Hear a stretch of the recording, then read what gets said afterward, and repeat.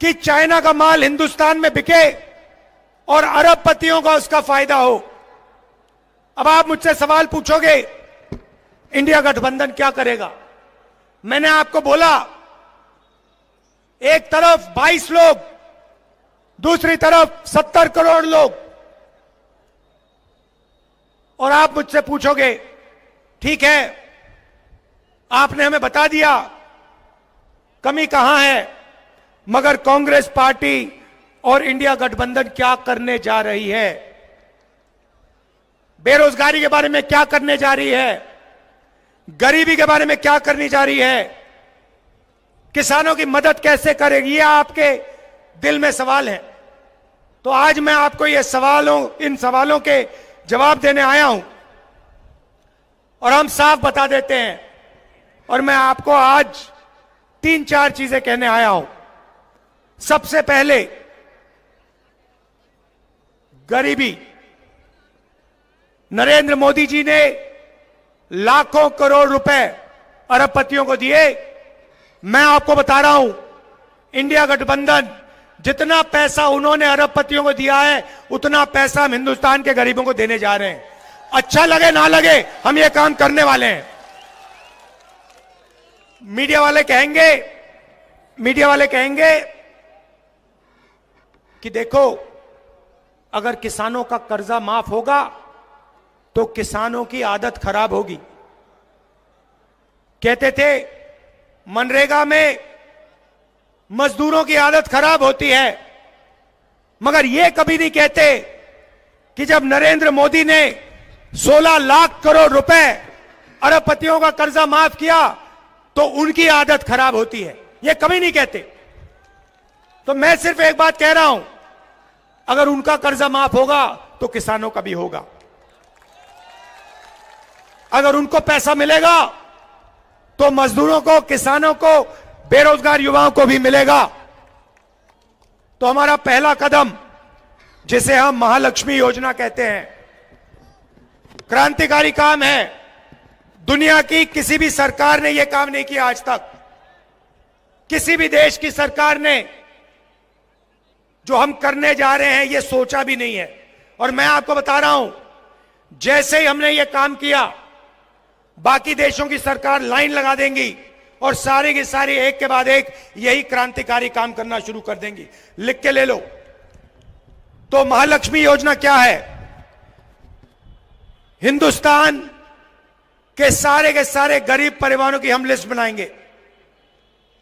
उसमें से आपके भी नाम होंगे। सारे परिवारों की लिस्ट बनेगी और हर गरीब परिवार में हम एक महिला को चुनेंगे।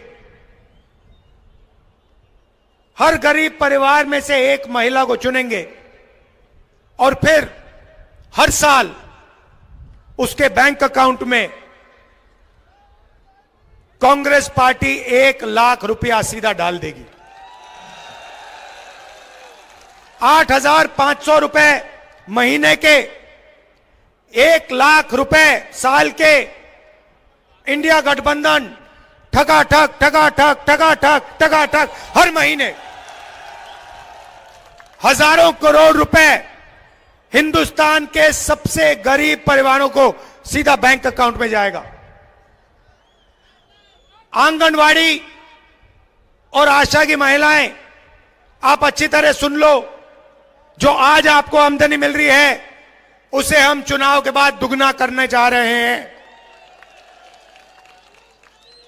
अब युवा कहेंगे, राहुल जी हमारा क्या होगा?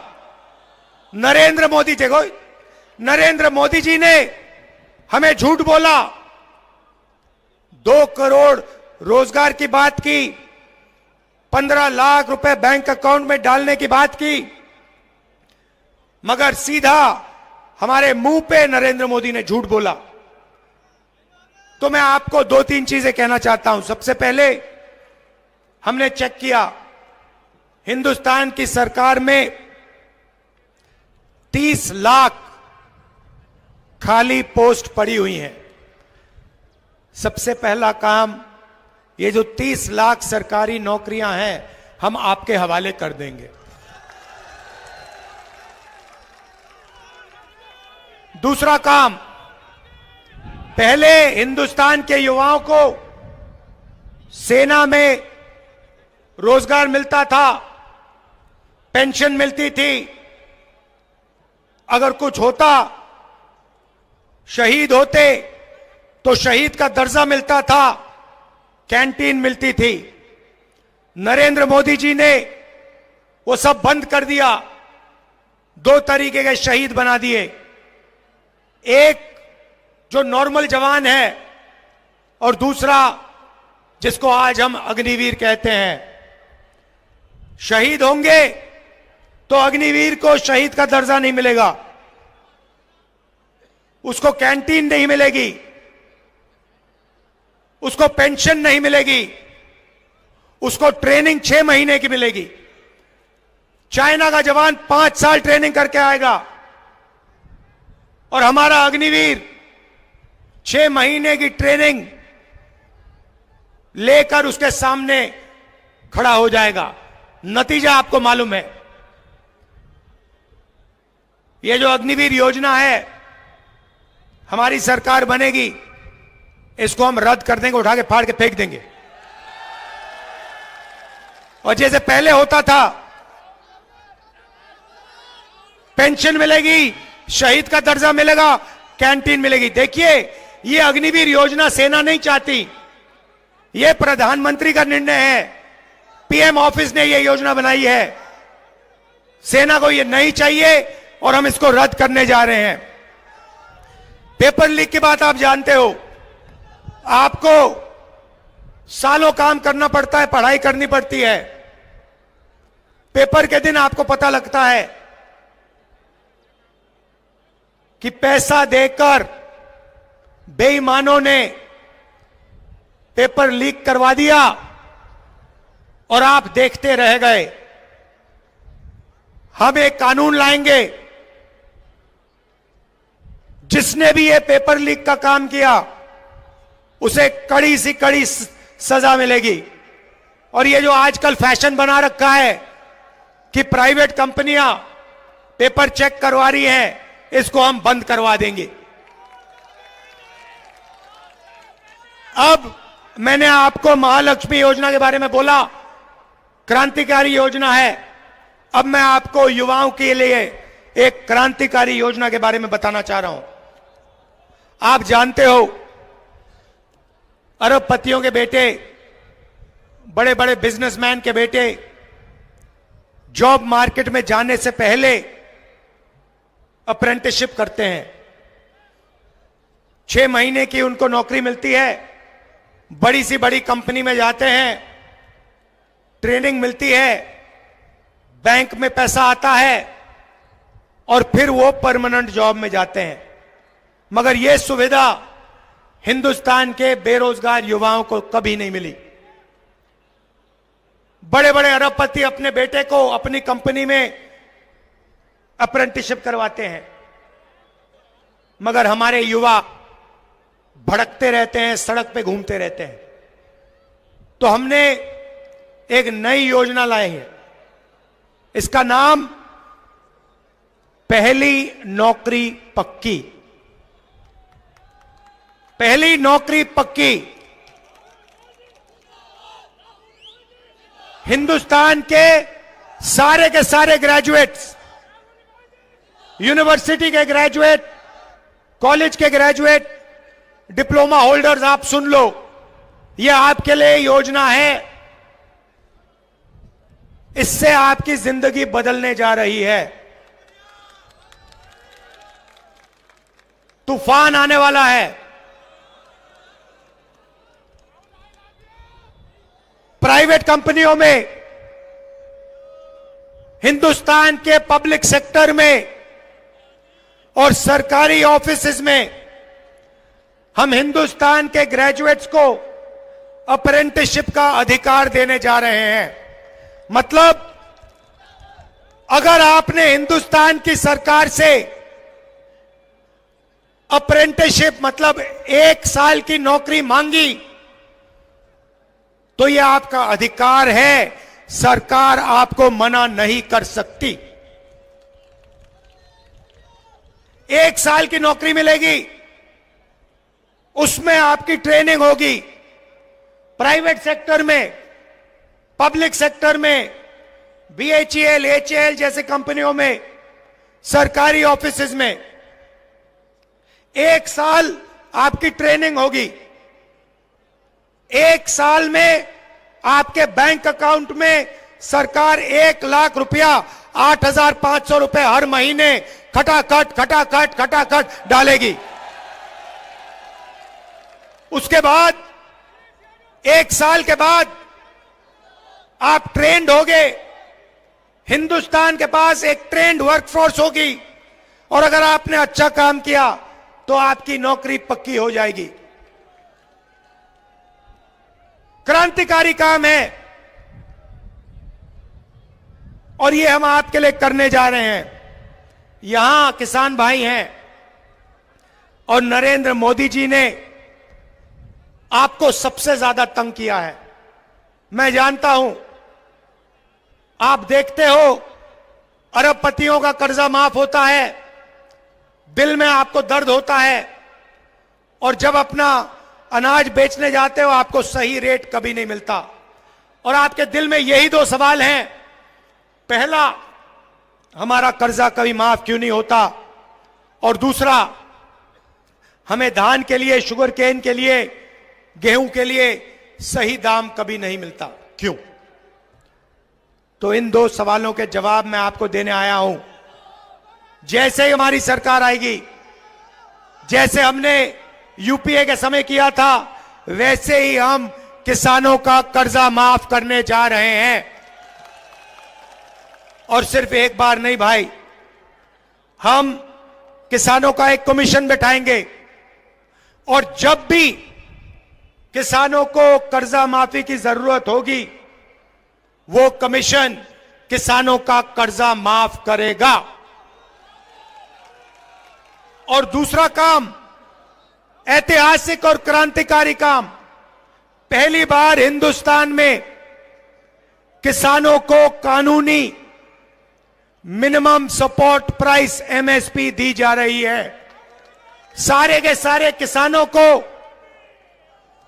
मिनिमम सपोर्ट प्राइस, कानूनी minimum support price Congress party और इंडिया गठबंधन देने जा रहा है।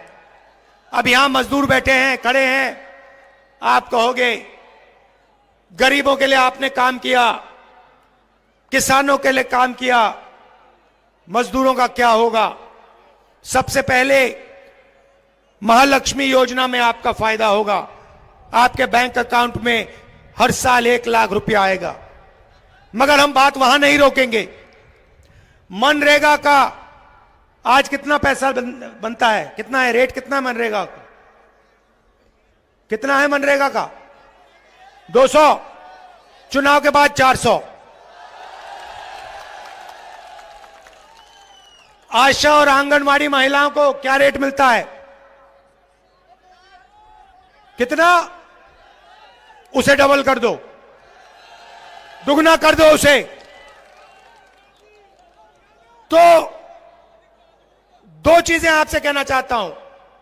सबसे पहले संविधान की रक्षा, और दूसरी चीज, जितना पैसा नरेंद्र मोदी जी ने अरबपतियों को दिया है, उतना पैसा इंडिया गठबंधन की सरकार, कांग्रेस पार्टी की सरकार गरीबों को, किसानों को, मजदूरों को देने जा रही है। कर लो जो करना है, हमें कोई फर्क नहीं पड़ता। आपने देखा होगा, ये मीडिया वाले यहां बैठे हुए हैं, भाई और बहनों, मीडिया वाले कभी किसान की बात करते हैं, मजदूर की बात करते हैं, गरीबों की बात करते हैं? ना। मैं आपको बताता हूं क्यों नहीं। मैंने आंकड़े निकाले। भाई और बहनों, हिंदुस्तान में पिछड़े वर्ग के कितने लोग? सन्नाटा छा गया, किसी को नहीं मालूम। कितने लोग हैं पिछड़े वर्ग के हिंदुस्तान में? किसी को नहीं मालूम। देखा ना, यही प्रॉब्लम है। आपको अपनी शक्ति नहीं मालूम। दलित कितने? देखो, शक्ति नहीं मालूम, आदिवासी कितने, किसी को नहीं मालूम। यही प्रॉब्लम है। मैं बताता हूं, सबसे पहले आदिवासी 8%, दलित 15%, और आज तक पिछड़ों के बारे में कोई नहीं जानता। आपकी सबसे बड़ी आबादी है, मगर हिंदुस्तान में किसी को नहीं मालूम कि पिछड़े वर्ग के कितने लोग हैं। अगर मैं अखिलेश जी से पूछूं, वो भी आपको नहीं बता पाएंगे, नहीं बता पाएंगे कि आज हिंदुस्तान में पिछड़े वर्ग के कितने लोग हैं। सबसे ज्यादा हैं, मगर बता नहीं पाएंगे, क्योंकि हिंदुस्तान की सरकार यह आंकड़ा हिंदुस्तान की जनता को नहीं देना चाहती है। यह है जादू। भाई और बहनों, मीडिया के मालिकों की लिस्ट निकाली मैंने, मीडिया की बड़ी बड़ी कंपनियों की लिस्ट निकाली, ये जो एंकर्स है ना हिंदुस्तान में, इनकी लिस्ट निकाली, बड़े बड़े पत्रकारों की लिस्ट निकाली। भाई और बहनों, इनमें एक पिछड़ा नहीं मिला मुझे, एक पिछड़ा नहीं है इनमें, एक दलित नहीं है, एक आदिवासी नहीं है, एक गरीब जनरल कास्ट का नहीं है, एक माइनॉरिटी का नहीं है। मतलब 90% हिंदुस्तान मीडिया में है ही नहीं। कैसे आपकी बात लिखेंगे ये? अब आप कहोगे, मुझे कहोगे राहुल जी, पता नहीं, आप कहोगे राहुल जी हम मीडिया में कंट्रोल नहीं चाहते, शायद आप कहो। तो फिर मैं आपसे पूछता हूं, हिंदुस्तान की 200 सबसे बड़ी कंपनियों के मालिकों की लिस्ट में पिछड़े कितने, दलित कितने, आदिवासी कितने? बताओ। 0 अरबपतियों में से एक पिछड़ा नहीं है, एक दलित नहीं है, एक आदिवासी नहीं है। भाई और बहनों, बात समझो। दलितों से, आदिवासियों से, पिछड़ों से, गरीब जनरल कास्ट के लोगों से 24 घंटा पैसा लिया जाता है और वही 20-25 लोगों के जेब में जाता है। और उन 200 लोगों में एक पिछड़ा नहीं, एक दलित नहीं, एक आदिवासी नहीं। अब आप कहोगे राहुल जी हमें मीडिया नहीं चाहिए, हमें कॉर्पोरेट इंडिया में भी अपना कोई आदमी नहीं चाहिए। पता नहीं, क्योंकि इसके बारे में आप बोलते तो कभी हो नहीं, मैंने कभी सुना नहीं। कभी पिछड़े वर्ग के किसी भी व्यक्ति ने मुझे कभी नहीं कहा कि भैया राहुल जी कॉर्पोरेट इंडिया में तो हमारा कोई है ही नहीं।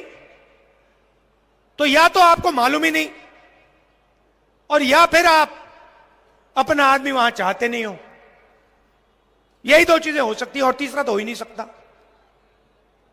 तो फिर मैं आपसे कहूंगा ठीक है भैया, आप कॉर्पोरेट इंडिया में नहीं चाहते, आप मीडिया में नहीं चाहते, आप प्राइवेट अस्पताल नहीं चलाने चाहते, आप प्राइवेट कॉलेज यूनिवर्सिटी नहीं चलाना चाहते, सरकार में तो भागीदारी चाहते हो ना,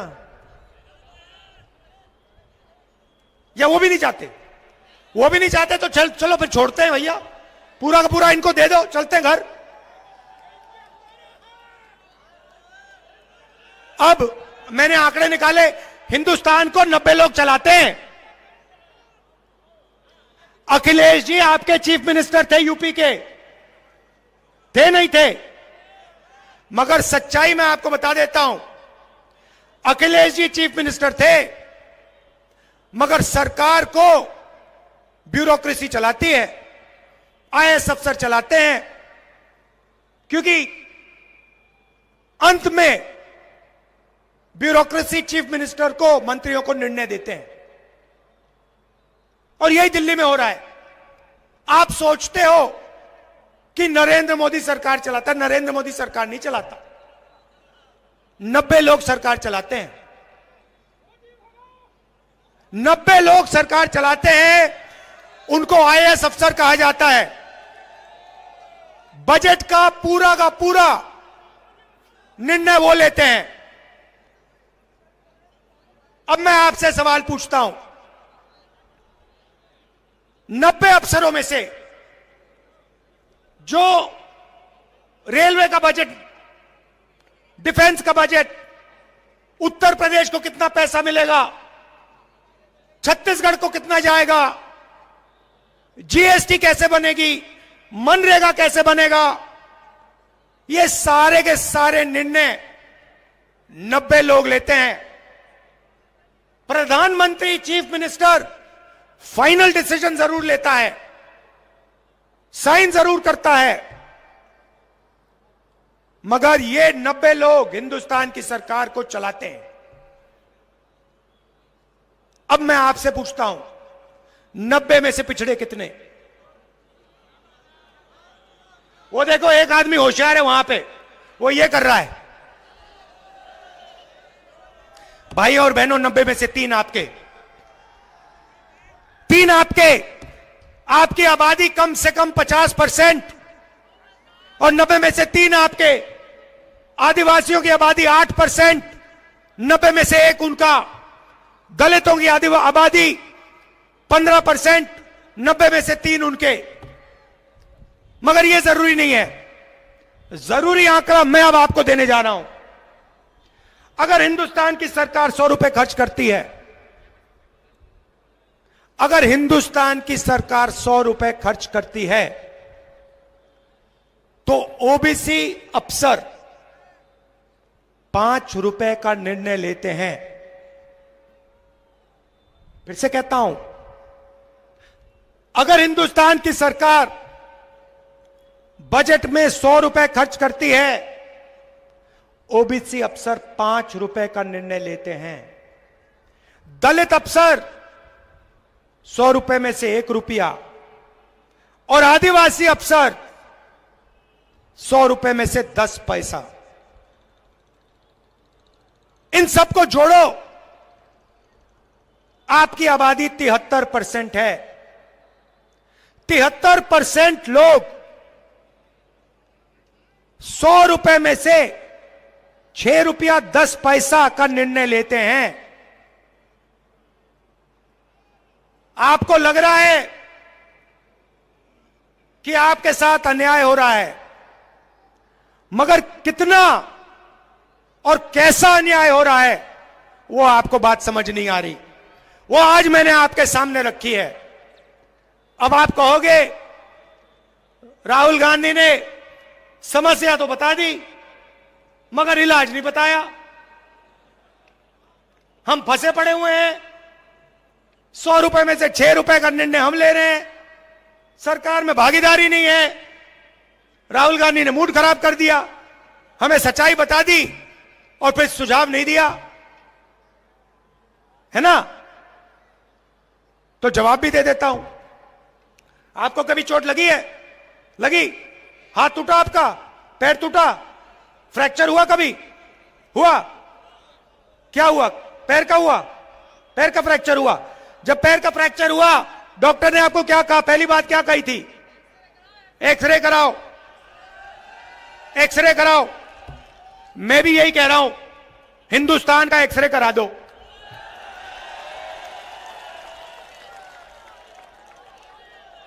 हिंदुस्तान का एक्सरे करा दो और पता लगा दो कि हिंदुस्तान की संस्थाओं में, सरकार में, बड़ी बड़ी कंपनियों में, प्राइवेट अस्पतालों में, प्राइवेट कॉलेज यूनिवर्सिटी में हिंदुस्तान की 90% आबादी में से कितने लोग हैं? जाति जनगणना भाइयों और बहनों, जाति जनगणना, हिंदुस्तान का एक्सरे। सरकार आएगी, हम जाति जनगणना का काम शुरू कर देंगे। जाति जनगणना से हिंदुस्तान के सब लोगों को पता लग जाएगा आप कितने हो और आपकी हिंदुस्तान में कितनी भागीदारी है। दूध का दूध, पानी का पानी हो जाएगा। अब इससे किसी को इतराज तो नहीं होना चाहिए, नहीं, किसी को इतराज नहीं होना चाहिए, क्योंकि हम सिर्फ ये कह रहे हैं कि भैया चोट लग रही है लोगों को, किसानों को, मजदूरों को एक्सरे करा लो। एक्सरे से दर्द तो नहीं होता ना, एक्सरे से कोई डरता तो नहीं है ना, एक्सरे ऑपरेशन थोड़ी है, एक्सरे तो मतलब कुछ नहीं होता। तो जब मैंने कहा कि भैया देश का एक्सरे कराओ, नरेंद्र मोदी कहता है बिल्कुल नहीं। बीजेपी के लोग कहते हैं एक्सरे तो नहीं होगा। कैसे नहीं होगा? 100% होगा, क्योंकि देश की जनता को मालूम होना चाहिए कि 90% की कितनी भागीदारी है। आप देख लेना, मैंने यहां भाषण दिया, अखिलेश जी ने यहां भाषण दिया, आप देख लेना नरेंद्र मोदी का चेहरा आपको टीवी पे 15-20 घंटे दिखेगा, मगर जो हमने यहां क्रांतिकारी बातें कही हैं वो आपको मीडिया नहीं दिखाएगा। पूरा देश जानता है ये आपके हैं ही नहीं। अच्छा, इनकी बात नहीं कर रहा हूं, ये बेचारे, इनकी बात, इनकी गलती नहीं है, इनको ऊपर से ऑर्डर आता है, इनको सैलरी लेनी है, बच्चे पालने, इनकी गलती नहीं है, इनके जो सीनियर लोग हैं उनकी गलती है। देखो मुस्कुरा रहे हैं लोग।